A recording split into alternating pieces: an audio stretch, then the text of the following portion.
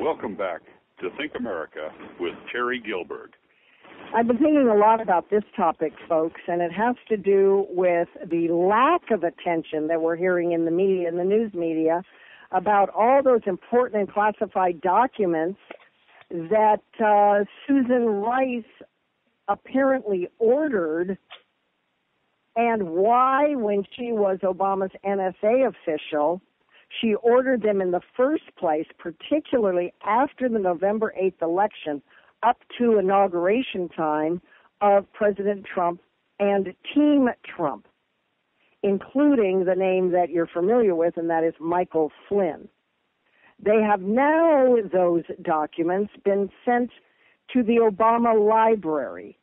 Now, you might say, well, Obama Library, that library isn't even erected yet. It's set to be in Chicago, but there is no Obama Library. Well, that is true technically, but it's actually being sent, it was sent, to the National Archives under the Obama Library, soon to be erected and soon to be sent to Chicago when the bricks and mortar is finished on the Obama Library. Why do I bring all this up? Because the public now will not be able to see these records for 5 years because they are in his library. I say to that foul, I say to that unfair, I say to that unjust. I've invited Mark Spencer on the program for this segment with Judicial Watch. Take his take on it. Judicial Watch is out of Washington, D.C. They do a lot of work on matters like this. Hello, Mark. Welcome to the program. What say you on this one? Terry, it's always a pleasure talking to you. You should be concerned about this. Obviously, if this is an example of being transparent and accountable by the Obama administration, I would hate to see cloak and dagger stuff. This is just shameful. On April the 4th, Terry, we had made a FOIA request, and really it was one of about 6 over at Judicial Watch. We wanted information and documents dealing with surveillance, unmasking, leaks, targeting, as far as Susan Rice and the NSC, the National Security Council. So we made the FOIA request. That was in April. By May the 23rd, the NSC gave us a response, and it was a technical term.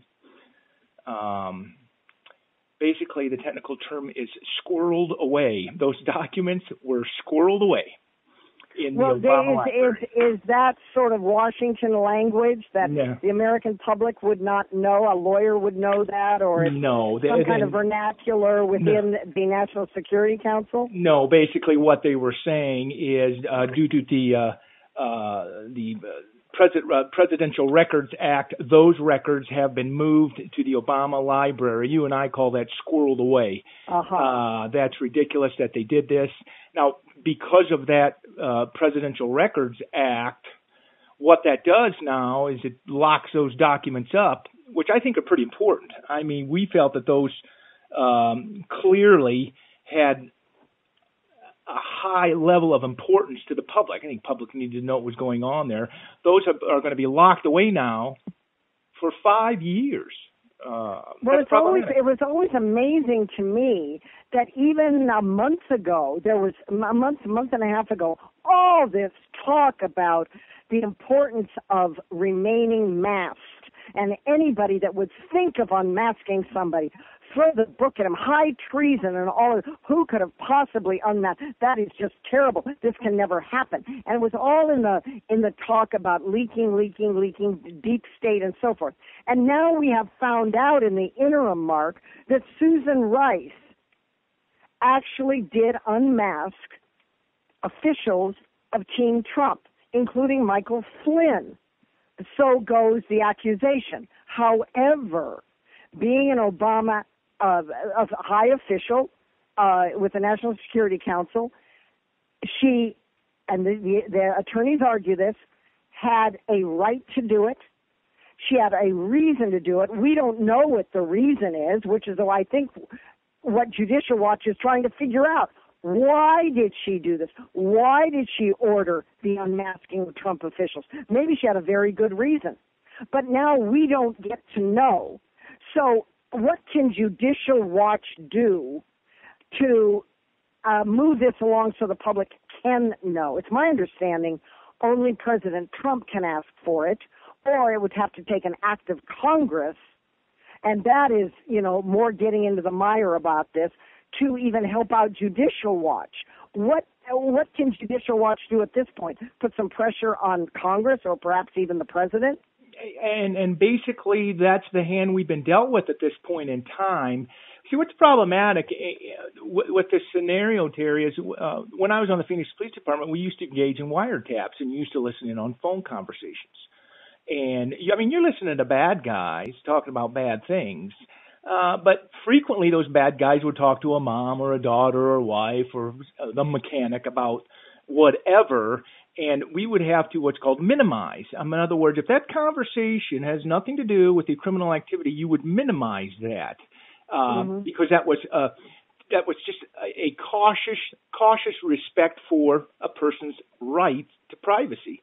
So in one sense, that's what this situation is about. If a Russian is talking to Terry Gilbert about blowing up location X, then unmask Terry and report her to the FBI. But if a Russian is talking to Terry about lemon meringue pie, we ought not be unmasking that. If a Russian is talking to Terry about a political agenda, sorry, that's personal.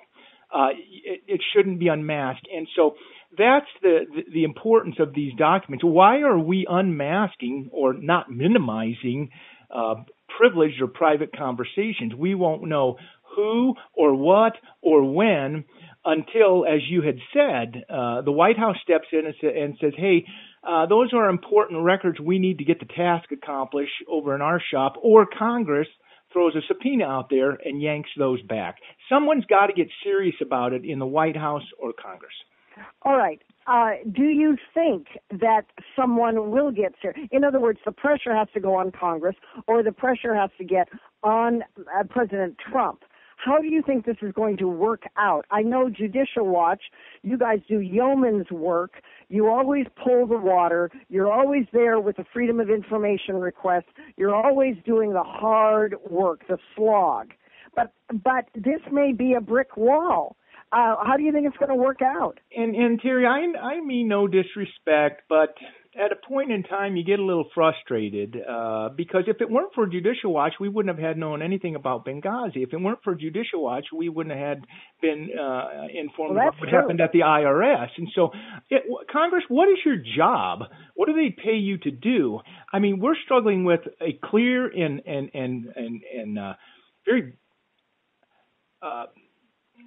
a very clear promise they made up front about Obamacare. They can't even get over a simple clear hurdle. So there's not a lot of confidence. There's not a lot of confidence that Congress has a lot of courage to do the right thing, specifically in this instance too. Could be wrong. I hope I am wrong, but we'll see. When you say things are squirreled away, to me, when I heard about this, I thought, how very sneaky. This is deep state stuff. Hurry up. Get it out of there so nobody can kind of follow the Susan Rice trail. Get her out of the news again, even though we know that she has lied to the public.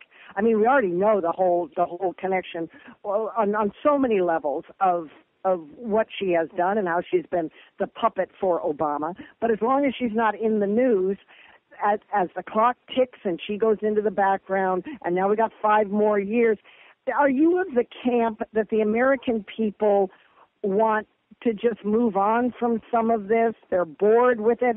Or are you of the camp that the American people want justice for this unfinished business of which this stuff falls under, as well as the Hillary emails, Uma Abedin, Clinton Cash with all of the uranium going to Russia, all the rest of it? Where do you think the American people fall? Do they want justice served on this stuff, or do they want to move on? You know, from my contact with conservative brethren and even my contact with independents, I think conservatives and independents value this thing called the rule of law and due process.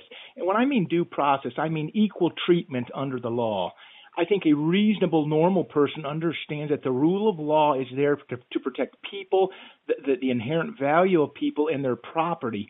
And when we see time and time again different standards or delayed justice or no justice at all, it's very frustrating. And I think people want resolution. I don't think they're willing to sweep it under. Congress seems to be pretty good at that. But the people who work hard in the middle paying the bills, they want due process, because where the rule of law is, there's going to be safety, there's going to be a quality of life. And that's important to them. Aptly put, Mark Spencer. I'm with you. I think it would do the Trump administration a whole lot of good to sew up some of this unfinished business. And actually, I think it would go for some reelection of President Trump and of Republicans, frankly. Mark Spencer of Judicial Watch, thanks so much for your time. We appreciate you being on Think America with Terry Gilbert. Hopefully that was helpful. Take care, Terry.